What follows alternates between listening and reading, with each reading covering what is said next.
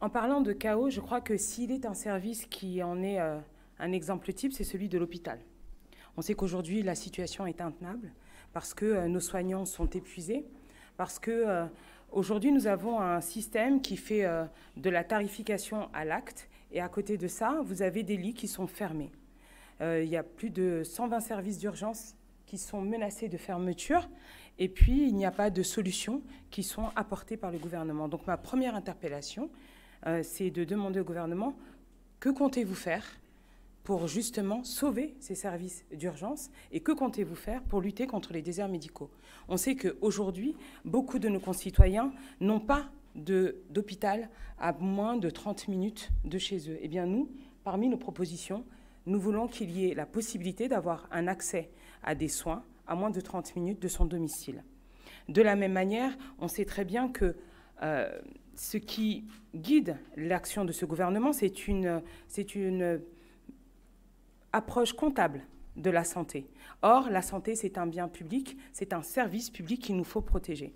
Je vais d'abord rendre hommage à nos soignants qui sont dans des situations absolument difficiles. On sait que de plus en plus, ils ont du mal à pouvoir exercer leur métier correctement. Ils se plaignent des conditions dans lesquelles ils prennent en charge les patients parce qu'on sait très bien que depuis de nombreuses années, on considère qu'il n'y a pas des patients mais bien des clients.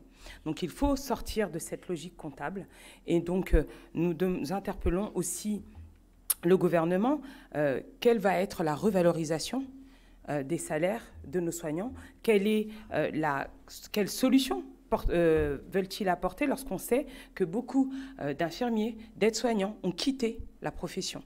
C'est la première fois depuis de très nombreuses années qu'on a une telle défection de personnes qui sont venues là par passion de leur métier, par vocation, mais les conditions sont telles qu'ils ne s'y retrouvent plus et qu'ils refusent de maltraiter les gens qui arrivent et donc du coup, ils s'en vont.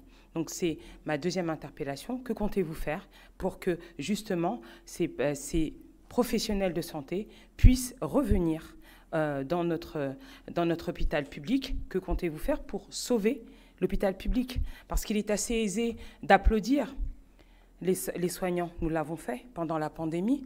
Et à côté de cela, ils attendent toujours une revalorisation. Ils attendent aussi plus de considération, puisque pour la plupart, ce sont des cycles de travail qui sont intenables, plus de 72 heures parfois d'affilée, dans des conditions qui se dégradent. Des patients, on l'a vu, on a vu par exemple le scandale dans les EHPAD, qui est aussi un des symptômes de notre service. Donc je ne serai pas plus longue. Deux interpellations donc. Comment comptez-vous lutter contre les déserts médicaux et faire en sorte que chacun puisse avoir un service de soins à moins de 30 minutes de chez soi? Et comment comptez-vous revaloriser et justement venir au secours de l'hôpital public pour qu'il exerce son rôle de service au service justement de ceux qui en ont besoin?